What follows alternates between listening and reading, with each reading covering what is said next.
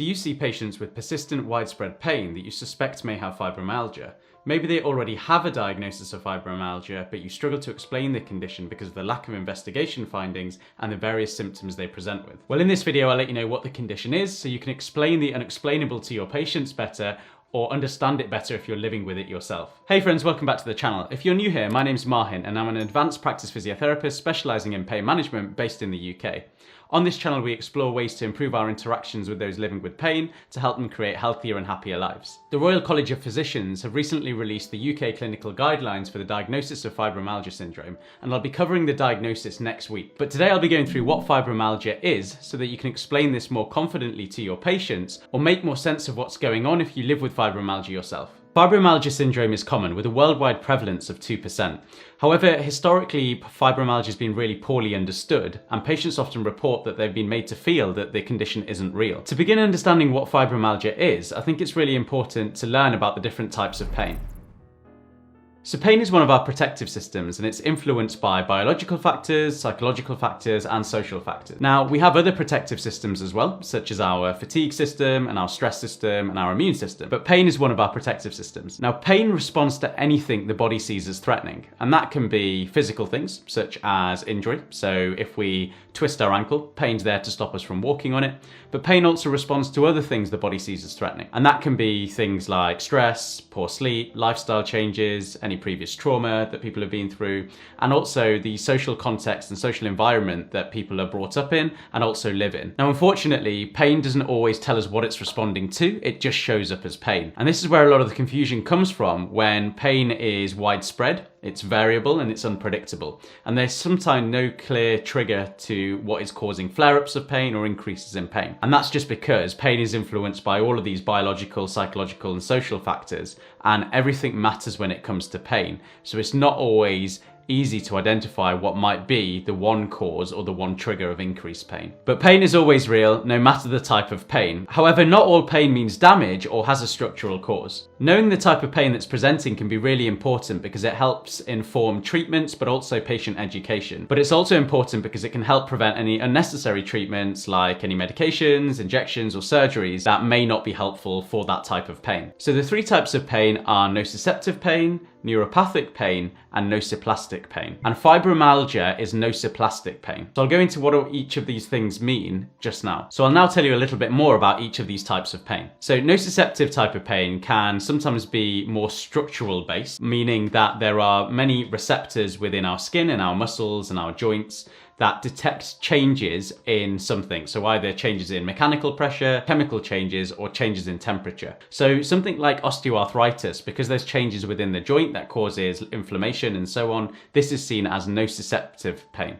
And these types of pain, so nociceptive pain, can be helped a lot of the time with things like injections or surgery, although that isn't the only way to treat these types of pain. Now, neuropathic pain is caused by a lesion or a disease directly affecting the body's pain sensing nerves, and examples of this might be carpal tunnel syndrome or even disc prolapses. And these may sometimes be alleviated by medications or surgeries like decompression surgeries or even medications that help neuropathic type pain. The third type of pain is nociplastic pain. Now, this is the type of pain we have learnt a lot more about in the recent years. So we used to only think about the two former types of pain that I've mentioned, nociceptive pain and neuropathic pain, but now this third type of pain, nociplastic pain, is something we're learning more about. And it's fibromyalgia that fits under this nociplastic pain category. And nociplastic pain is caused by a disturbance in peripheral or central nervous system pain processing. And often more conventional treatments like medications, injections, and surgery are not very helpful at alleviating this type of pain.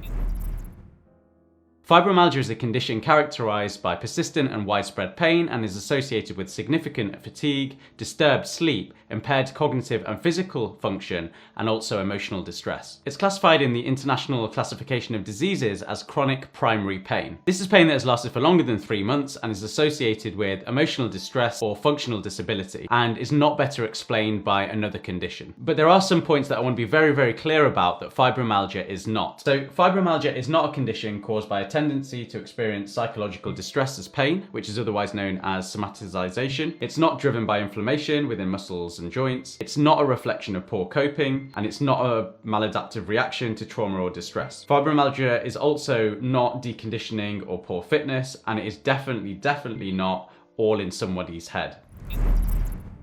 Although the precise cause of fibromyalgia is unknown, the main issue is thought to be an abnormal pain processing within the central nervous system. Functional MRI brain studies comparing healthy individuals to those with fibromyalgia show a similarity in pain-related brain activity. However, there are differences in response to pressure pain thresholds. Those with fibromyalgia experience pain from non-harmful pressure, and this is reflected in increased pain-related activity in the brain. And it's this hypersensitivity of the nervous system to external stimuli that may explain many of the sensory symptoms found in fibromyalgia. There is actually quite a lot of good evidence that experiencing a stressful life course or life event, such as significant physical or psychological trauma, can increase the risk of developing fibromyalgia. However, the specific mechanism of how distress causes persistent pain is still unknown. It may be explained because of the pain's role as a protector, as I mentioned previously. Now, when we are going through stressful life events or periods of life, or if we're experiencing any trauma, that can be seen by a threat by the brain, and pain can respond to that threat. And over time, what that leads to is our pain system becoming overprotective,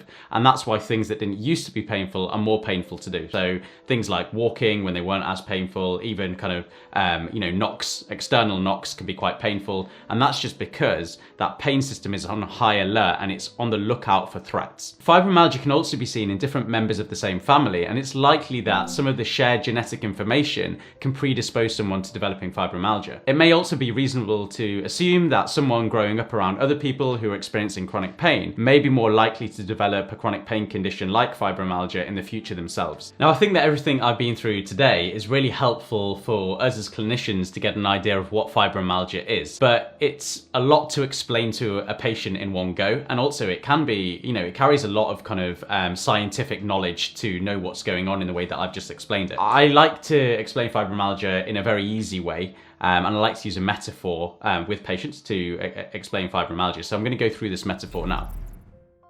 This is what I usually say to patients. I explain about the pain as a protective system, and then I go into thinking of our pain system as a burglar alarm system. And this is what I say. So let's just imagine for a second that you have a normal standard alarm fitted in your house. A burglar breaks into the house, the alarm goes off as it should do, warning that there's a threat or a danger and that somebody's in the house. And that is the pain system working as it normally should, okay? So the pain system in people without fibromyalgia. Now let's just imagine for a second that you go out and you spend a lot of money on an updated, really kind of swanky alarm system. So this alarm system now has heat detectors, it's got motion detectors, it's got kind of infrared sensors, it's got the works. But you also have a cat. Now the cat runs across the room in the middle of the night and the alarm goes off. Now the alarm is warning, okay? It's warning that there is a threat, but actually the threat isn't a real threat, okay? It's just the cat running across the room in the middle of the night. So there is a perceived threat, although the actual thing isn't that threatening. And this is what happens in fibromyalgia. It's when that alarm system, which is our pain system, becomes overprotective. It almost becomes too good at doing its job. It becomes over efficient, and it starts to set off these warning signals to things that aren't really threatening. I often find that using this metaphor is a really kind of easy and good explanation of explaining around how pain systems become overprotective and why people may be finding things painful that they didn't used to find painful. If you like this video, you'll find this playlist that I designed to help professionals working with people in chronic pain very helpful. This has my most popular videos on how we can improve our consultations with those living with pain. Next week, I'll be covering how to diagnose fibromyalgia. Thanks for watching, take care, and I'll see you then.